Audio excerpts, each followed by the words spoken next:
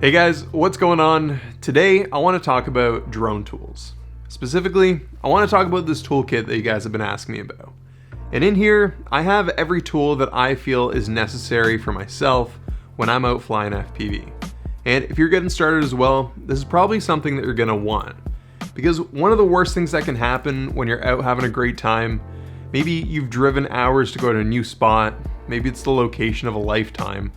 One of the worst things is having to end your day early because you came unprepared or because of a small mistake. Maybe you crashed your drone, maybe you ran into some technical difficulties. You don't want to have to go home because you don't have the tools to fix your drone then and there. And that's what this is for me. Now, unfortunately, this isn't a toolkit that you can buy, and it's something that I assembled myself and customized to my specific needs. But my goal with this video is hopefully after this, at least you'll have a better understanding of what you might want to put one of these together yourselves. I should also mention that although I call this a toolkit, there's more than just tools in here, and I would categorize its contents into 5 different categories. Drone tools, my soldering kit, adhesives and fasteners, spare parts, and camera accessories, both for my GoPro and my filming camera. So today, I'm going to go over all these categories one by one and briefly explain each tool and why I think it's important. Alright, let's get into it. Starting with the drone tools. The first tool or set of tools in my bag are these hex drivers, and these are probably the most used tools in my kit. These are the screwdrivers I need to take apart all of my drone frames, so anytime I'm making a repair or modification, these are the first things I reach for. In the very least, you'll want to have these 4 sizes, and 95% of the time these will be enough, but from time to time I do end up needing another random size, like for some of my GoPro mounts. So I also keep this cheap set with me as a backup, just so I'm always covered.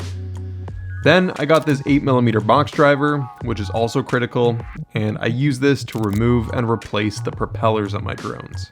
I break propellers pretty much every single time I take my drones out, so I can't leave the house without this. And I actually had a different tool for this purpose that I preferred, which was more of a ratcheting wrench, but I accidentally left it in my carry-on and got it taken away at the airport. So now I use this. I also have a 5.5mm box driver, and this is for my stack screws, which are these right here. When I started, I used to just tighten these nuts with my fingers or with pliers, and I would always end up losing them mid-flight. This definitely works much better. Next, we have a large Phillips screwdriver, and this is mostly for my filming equipment.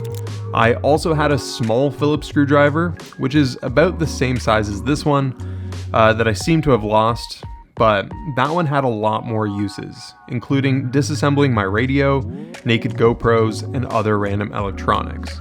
I highly recommend getting a really small Phillips screwdriver. This little flat screwdriver that I have here is never used for its intended purpose, but instead I usually use it as a wedge when I need to get in between tight spaces and pry things apart. Next we have these, which are forceps.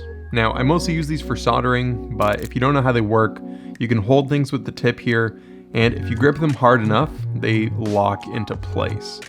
I use these to grab wires while soldering so that my large fingers don't get in the way. Before these, I used to use tweezers, which also worked really well. Next, I have a pair of pliers for cutting things, cutting cables, cutting solder, cutting tape, I guess. I got a tape measure for measuring stuff, a knife for cutting stuff, and some files for filing stuff. These actually came with a drone frame that I bought and are meant for filing your carbon frames, which can sometimes splinter out after a crash. These can help with that, and I love how small these ones are. Next we got this, and this cable is really important because it has a USB-C on one side and a micro USB on the other, and I use it to connect my drone to Betaflight on my phone when I'm out in the field. And some of you might not even realize that yes, there is a Betaflight app, which makes it really easy to make changes to your quad settings on the go.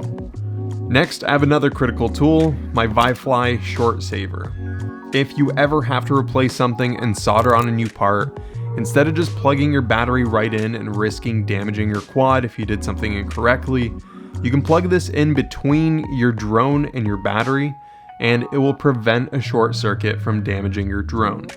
I can't remember, but I think this might have cost me like 20 bucks, but it could end up saving hundreds of dollars worth of gear. You should definitely get one. If it turns out you do have a problem with your soldering, in order to actually locate the problem on your quad, another important tool is this, a multimeter. You can use it to locate problems with your solder joints and wiring, use it to measure the voltage of your pads and other features that, I'll be honest, I don't really know how to use. I really should invest some more time learning about it, and it's another one of those things that beginners won't want to bother with, but you should. And finally, I have this battery checker, which just tells me the voltage of my batteries and if each of its individual cells are healthy. I can do this with my charger as well, but this is just a little bit quicker and more convenient when you're on the go. All right, next is my soldering kit. And this is what tends to scare beginners the most. And I get it. If you mess up your soldering, you could end up destroying your drone, which is a very scary thought when you're first starting out and you've invested so much money into it. But trust me, it's really not that hard. And if you just watch a few good tutorials and practice on some spare wire, you can start soldering comfortably in no time. I'm serious, it's not as scary as it looks. For my soldering iron, I use this one, which was sent to me by a company called Secure. This is their lowest end soldering iron. I think it's like 40 bucks, and I honestly really like it. I just plug it into a 4S battery using the cable that comes with it, and it's good to go. It also comes with a little stand and a sponge. Along with that, I keep a flux pen. Flux helps transfer the heat from the soldering iron a little bit better and makes soldering much easier. To use it, you just dab a bit onto the pads and the wires that you'll be soldering together. Here I have wire strippers for removing the coating off of thicker wires. For thinner wires, I usually just use my fingers. And in this case, I keep a little bit of spare solder as well as spare wires. A whole roll of solder weighs a lot, and I usually only need a little bit, so this is enough. Finally, I keep a little pad of blue tack, which is sort of like Play-Doh or putty, but you can stick it onto your table and stick your wire to it to hold it in place. I find it very useful. And it's also a good transition into the next category, adhesives and fasteners. To me, these items deserve their own category because you can prevent so much damage and increase the lifespan of your components if you just mount and secure things properly. You don't want to have things hanging out or flopping around when you're flying, because if you crash, your propellers or maybe a rogue tree branch will have a much higher chance of ripping that thing right off your drone. So this is what I use. First, I have electrical tape for taping motors down, covering exposed wires, and taping anything else down on my drone's frame. Then I have double-sided tape for mounting components in place. This works great for receivers, Vista units, or other video transmitters when you don't have another way to mount them. The 3M brand usually has strength ratings as well, and I highly recommend spending a little bit more to get a stronger roll. It's incredibly strong. I also keep a few of these GoPro sticky pads, which are essentially the exact same thing as the tape, but since I have them, I keep them here just in case I ever want to mount my GoPro in an unconventional place. Then I have zip ties. I recommend having both large and small zip ties. These are another great way to keep your wires down, and I also sometimes use these to mount my crossfire antennas to my frame. I like to keep this little container of Gorilla Glue in here as well. Honestly, I've never actually used it, but it's small and seems like it could be helpful one day.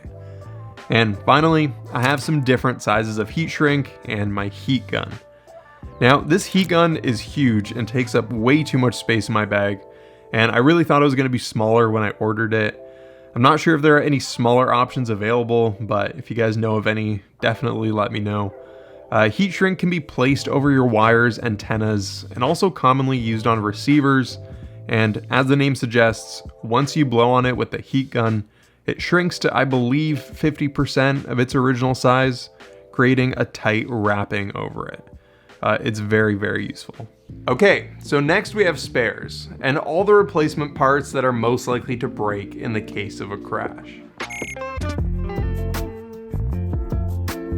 Personally, what I like to carry around is a spare motor, a spare arm, spare straps, spare video antennas, receiver antennas, an XT60 connector with wires, a spare GoPro mount, and a spare lens cover for the Hero 9. Now, at this point, I have multiple drones, and I don't have space in this bag to keep spares for every one of them.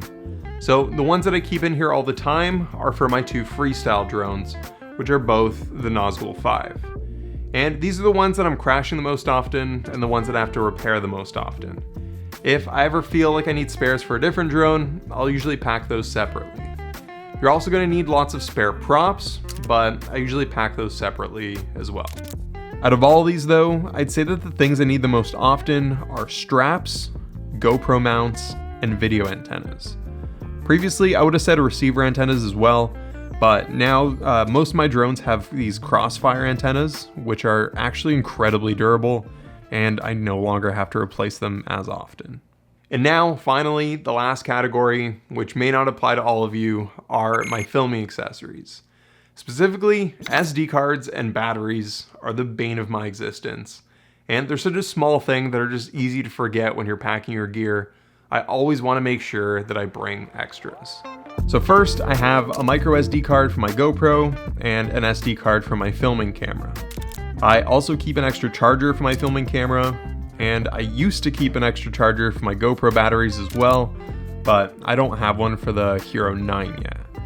And I also carried spare batteries for my two cameras and my microphone that I'm using to record this, but I recently moved from Korea to Canada and I had to leave all my batteries there. So I don't currently have any. Along with the spare GoPro mount that I mentioned earlier, I also keep some spare ND filters, which if you don't know what they do, I highly recommend you look into it because they're very useful for getting the best image out of your GoPro. But essentially, they're like sunglasses for your lens and control how much light enters the camera. Using these in front of your GoPro lens are also a great way to protect the lens itself. It's cheaper to replace one of these than it is to replace your lens cover, so that's an added or an extra added bonus. Finally, I like to keep a little bit of foam in my toolkit, which I like to sometimes use for mounting my cameras, using it as a wedge like this drone has. It really helps minimize any vibrations from the drone to guarantee that I have a clear image. And that's pretty much it. There are a few things that I wish I had that I didn't, like those spare batteries.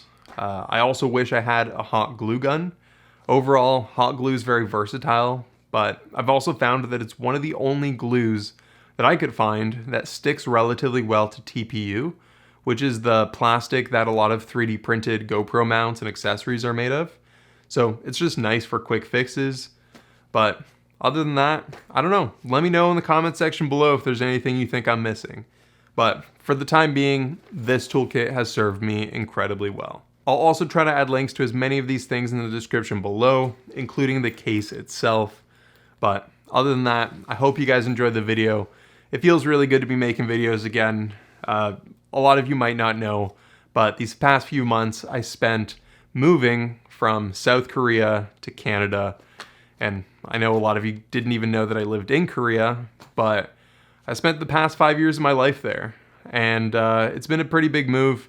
I didn't have all my gear for a very long time, so I couldn't make videos. But I'm back, and I hope to make a lot of content for you guys soon.